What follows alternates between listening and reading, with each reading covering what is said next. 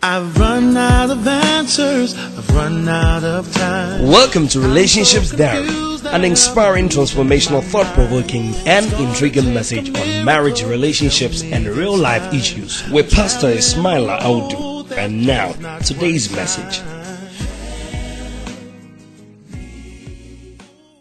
Well, I want us to know we are here tonight to share on relationship pitfalls to avoid. Relationship and pitfalls to avoid. In every relationship, everybody, whether be the man or the woman, I told you that relationship should make you better. They are always looking for somebody who can counsel them. Don't only be in a relationship always taking. Be in a relationship also giving. A lot of us are takers in relationship. We don't want to give out. If the man keeps on buying for you, one day you also buy the man something. If the man is in the habit of taking you to the restaurant, one day invite the man also to the restaurant and say, today the bill is on me. Don't be chisel and Armstrong in relationship. There are some ladies from lipo to lipstick to whatever, to pedicure, manicure, hair, everything the man should provide. He has never even bought a toothbrush for the gentleman in the relationship. And yet you think it's a relationship. Even if they pay you 20 Ghana cedi, you find something, buy even a chocolate, buy a card, buy a shirt, buy something to give to the man. It's important. The other thing you should know is that any relationship you are going in, you have to define it. As any relationship you are going in, you have to do what? Most times we go into a relationship without defining it. And that is the dangerous aspect. You see the gentleman gets close to the lady and they are just there and they are walking. And the gentleman assumes that because he can go out to the lady, they sit together and eat and all those, it means that the lady loves him. How many of you have had that experience before? Or you know of what I'm talking about? Hey, somebody got mad with this and went to asylum. The lady knew that the gentleman should say something. The gentleman is not able to say anything. Then another person came and proposed to the lady, and the lady agreed. When the gentleman heard of it, the gentleman had a mental problem, rushed to the hospital, psychiatric hospital. He was not healed until he said he wanted to meet. When the lady came before, he was okay. And then he said, what is the problem? He said, I love it. He said, but you didn't say it. Somebody has come for it. Any relationship you go into, if it is about just mere friends, if it's platonic, are you there with me? Then define it that it's platonic. We came in here just for me to be friend with you and all those things. And that is it. Let it stay at the friendship level. If it's a relationship that is going to enter into marriage, also make it plain. So that you can be able to study yourself from day one. If it doesn't work, you know what you are going to do. But don't go into any relationship and say that, oh, can you visit me in the house? Can you do? And that reminds me, don't go into relationship once you are caught in, get into the man's house and start cooking for the man. If you cook in your house, let him come and eat. There is a certain level the relationship gets to. That now you know that everybody is aware of the relationship. Your parents are aware where the thing is getting turned into marriage. That one is not even frequent. Once in a while, you just sneak into the house. You clean his kitchen, you clean his room, set his bed in order and everything. And then you prepare something and leave it for him to come and eat. But don't make it a habit. That because immediately the person met you 1, 2, 3 months, then you are in his house. Then you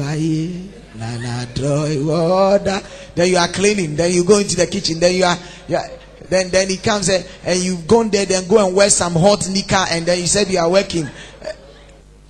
You are creating problems for yourself. I dealt with something. I just want to run through it. I said that some of the pitfalls also to avoid in relationships that avoid fondling, kissing, and sex before marriage. Amen. And keeping old stuff of past relationship. I said that most people have challenged their relationship because they are pictures of their exes and everything, and all the time they go looking for it and all those things. And those things can really affect you. And if you are married also here, you have to also know that your past is your past, is gone. Amen. You don't go drawing on it. Because sometimes you can even be in the marriage whilst you are having sex with your wife. You are not actually with your wife. You are thinking about some girlfriend who was able to perform good for you. So you draw strength from that girlfriend in order to satisfy your marriage. So you end up sleeping with your wife, but you have committed infidelity. It happens. It's a mental thing. Some men can get to a point that they get erectile dysfunctioning. because of certain shocks or other emotional things that they get. So they can't even get closer to their wives to have anything to do with them. The only way they can do it is that you have to stimulate themselves by thinking and imagining that the woman is like this person before they can come into it. It is very, very dangerous. If you enter into a relationship or you are in a marriage and you find that challenge, sit down and talk about it to deal with it, because you will never be happy. Avoid comparing your spouse with your ex or another person. I've told you, comparison is very dangerous in relationship. Don't look at a person and say that I like the way this person dressed, so I want you to begin dressing that way. Don't do that as far as relationship is concerned. You see, if you want your spouse, that's your boyfriend or your girlfriend, to be respected, you first of all have to let the people respect the person. How do you do it? You have to speak well of your partner. Irrespective of the challenges you might be having, all the time project a good image of your partner to your friends, to your relations, to everybody. Deal with your problems internally and don't let the outside people know of it. Don't be in the habit and think that you are the only one who can say things and people. No. Deal with it internally more. Anytime you are bringing in somebody to deal with it, make sure the person you are bringing in is also matured. Somebody that is mature, somebody that is respected, that can be able to keep the team within the confines of what you are dealing with. And another thing here is that some people go into relationship, things that happened so many years ago, they keep it still, and whilst in marriage, they still play the cards. So when something you said, do you remember you did XYZ thing? No, you don't behave that way in relationship. Once you talk about the issue, forget it and move on. Don't keep it. Don't keep the records of wrong. Tell someone, don't keep the records of wrong. And don't develop so much attachment with your spouse, friends, or any other person of the opposite sex. Don't. Amen. Don't go into relationship and say that your girlfriend's friend is your best friend. So sometimes you can even go to your girlfriend's friend's house and go and eat. And your girlfriend's friend's parents knows you very well. But yet your girlfriend's house, you don't even go there. And you make your girlfriend's house the meeting point. Amen. Or you, the lady, your boyfriend's friend is your best of friends. Sometimes you'll be seeing each other driving, going to buy ice cream and all those things. Nobody has made that gentleman a watchman for you are treading on dangerous grounds. I bet you, if you think this what I'm sharing with you is just a pastor's talk, try it. Before you will realize your girlfriend will be lying with your best friend. Because if you don't have time, somebody will create the time. Failure to accept your spouse's temperaments can be a great pitfall. Every human being has his own temperament. The question I want to ask you is that, do you know the temperament of your spouse? Is she a sanguine? Is she a choleric? Is she a melancholy? And all that. I mean, they are all temperament. Cholerics can always take decision alone.